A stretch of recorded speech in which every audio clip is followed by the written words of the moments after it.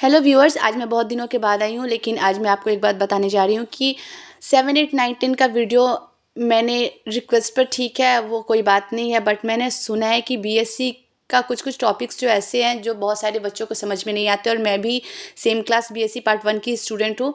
मैं आप लोग को ये बताने जा रही हूँ कि ये वाला बुक डॉक्टर बीपी पांडे, ये बॉटनी फॉर डिग्री स्टूडेंट्स, ये बुक जो बॉटनी क्या जिसका मेन पेपर है वो ये बुक बहुत अच्छे से प्रीफर करे, और ये बुक्स पढ़ने पर वो पूरा मार्क्स स्कोर कर सकते हैं। अगर उनका सब्सिडरी है तो ये वाली बुक वो प्रीफर कर सकते हैं। तो मैं ये बात बताने चाह रही हूँ कि अगर उनका मेन पेपर है तो ये वाला बुक पढ़ें, अगर उनका सब्सिडरी पेपर है तो ये वाली बुक पढ़ें। आज मैं बात कर रही हूँ टॉपिक सिम्बायोसिस का। तो मैं आज ये बताने जा रही हूँ कि सबसे पहली बात कि वो क्लास 7 हो या फिर क्लास 8 हो या फिर क्लास 9 हो या फिर क्लास 10 हो या फिर क्लास 12 हो या फिर बीएससी हो, इससे आप मैटर नहीं करता। आप फ्लो चार्ट से पढ़ेंगे तो आपको उतना ही हेल्पफुल होगा, जो जितना हेल्पफुल आपके लिए क्लास 7, 8, 9, 10 में फ्लो चार्ट था, उतना ही हेल्पफुल आपके लिए बीएससी होगा। तो मैं अगर 7, 8 का पढ़ा रही थी तो ये ऐसा नहीं था कि हाँ मैं उस समय नहीं पढ़ रही थी तो मैं फ्लो चार्ट के हेल्प से पढ़ा रही थी, तो सिर्फ स्टूडेंट्स को समझा रही थी, बट ये तो मेरे लिए भी उतना ही इंपॉर्टेंट है जितना इंपॉर्टेंटली मैं आप लोग को पढ़ा रही हूँ। तो सबसे पहले है एक टॉपिक सिम्बायोसिस। इससे क्वेश्चन भी बहुत प्रीफर करते हैं और स्टूडेंट्स को ये सिम्बायोसिस थोड़ा थोड़ा डिफिकल्ट होता है समझने में। तो चलिए मैं सिम्बायोसिस को स्टार्ट करती हूँ। तो सबसे पहले सिम्बायोसिस टॉपिक का मतलब क्या होता है? तो सिम्बायोसिस कहने का मतलब ये होता है कि कैसे टू इंडिविजुअल्स में इंट्रैक्शन होता है।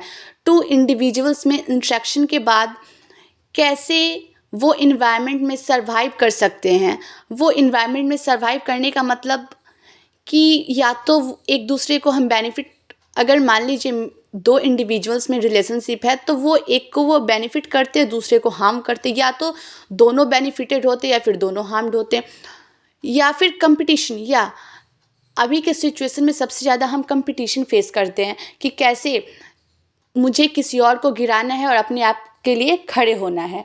तो सबसे पहले मैं चलती हूँ सिम्बायोसिस। सिम्बायोसिस को मैंने एज अर्लियर मैंने 3 पार्ट में डिवाइड कर रखा है। सबसे पहले है म्यूचुअलिज्म, दूसरा है कॉमन्सलिज्म और तीसरा है एंटागोनिज्म। तो म्यूचुअलिज्म क्या होता है? म्यूचुअलिज्म कहने का ये मतलब होता है कि बोथ पार्टनर्स आर बेनिफिटेड। अगर म्यूचुअलिज्म में अगर कोई ऑर्गेनिज्म है, 2 ऑर्गेनिज्म है, अगर साथ में उनकी रिलेशनशिप है तो वो दोनों पार्टनर्स को बेनिफिट ही होगा। ऐसा नहीं है कि एक पार्टनर बेनिफिटेड होंगे दूसरे हार्म्ड होंगे, ऐसा नहीं है। म्यूचुअलिज्म में दोनों पार्टनर बेनिफिटेड होते हैं। अब हम चलते हैं कॉमन्सलिज्म में। कॉमन्सलिज्म म्यूचुअलिज्म से थोड़ा सा डिफरेंट है। इसमें है कि सिर्फ एक ही पार्टनर को बेनिफिटेड होंगे, ओनली 1 पार्टनर इज बेनिफिटेड। उसके बाद हम चलते हैं एंटागोनिज्म में।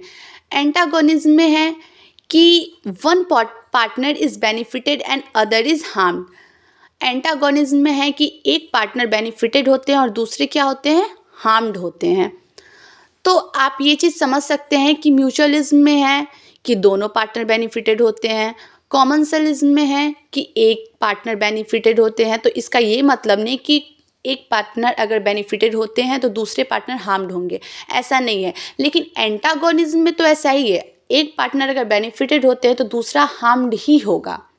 तो चलिए, एंटागोनिज्म 4 पार्ट्स में डिवाइड है। मैंने फ्लो चार्ट के जरिए बताया है, एमेंसलिज्म, पैरासिटिज्म और प्रीडेशन और कंपटीशन। तो एंटागोनिज्म क्या है कि एक पार्टनर बेनिफिटेड होंगे और दूसरा हार्म्ड होगा। तो ऑब्वियस सी बात है, अगर मेरा टॉपिक एंटागोनिज्म है जिसमें एक पार्टनर बेनिफिटेड और दूसरा हार्म्ड ही हो रहा है, जिसमें एमेंसलिज्म आ रहा है, पैरासिटिज्म आ रहा है, प्रीडेशन आ रहा है, कंपटीशन आ रहा है। एमेंसलिज्म, पैरासिटिज्म, प्रीडेशन और कंपटीशन, इस चारों में एक ही पार्टनर बेनिफिटेड होंगे। तो ये चारों थोड़ा डिटेल्स टॉपिक में जाने पे वीडियो थोड़ा लार्ज हो जा रहा है, जिस वजह से मैं इसको यहीं पे स्टॉप करूँगी। मेरे दूसरे पार्ट वाले वीडियो में आप देख सकेंगे एमेंसलिज्म क्या होता है, पैरासिटिज्म क्या होता है, प्रीडेशन क्या होता है, कंपटीशन क्या होता है। तो मैं चाह रही हूँ कि सबसे पहले आप म्यूचुअलिज्म और कॉमन्सलिज्म का एग्जाम्पल से देख लें। म्यूचुअलिज्म कहने का मतलब कि दोनों पार्टनर ही बेनिफिटेड हो रहे थे, दोनों पार्टनर ही बेनिफिटेड हो रहे थे। तो यहाँ आप देख सकते हैं कि both partners are benefited. Examples में है राइजोबियम एंड लिग्यूमिनस प्लांट। इसमें राइजोबियम भी बेनिफिटेड हो रहा है और लिग्यूमिनस प्लांट भी बेनिफिटेड हो रहे हैं। अब हम चलते हैं कॉमनसेलिज्म की तरफ, जहाँ एक ही पार्टनर बेनिफिटेड हो रहे थे। तो हम कॉमनसेलिज्म के एग्जाम्पल से भी पता कर सकते हैं कि आखिर एक पार्टनर बेनिफिटेड है तो दूसरे के साथ क्या। तो यहाँ पे ये है कॉमनसेलिज्म में इस्रिया, कॉली और ह्यूमन, जिसमें कि एक ही पार्टनर बेनिफिटेड हो रहा है।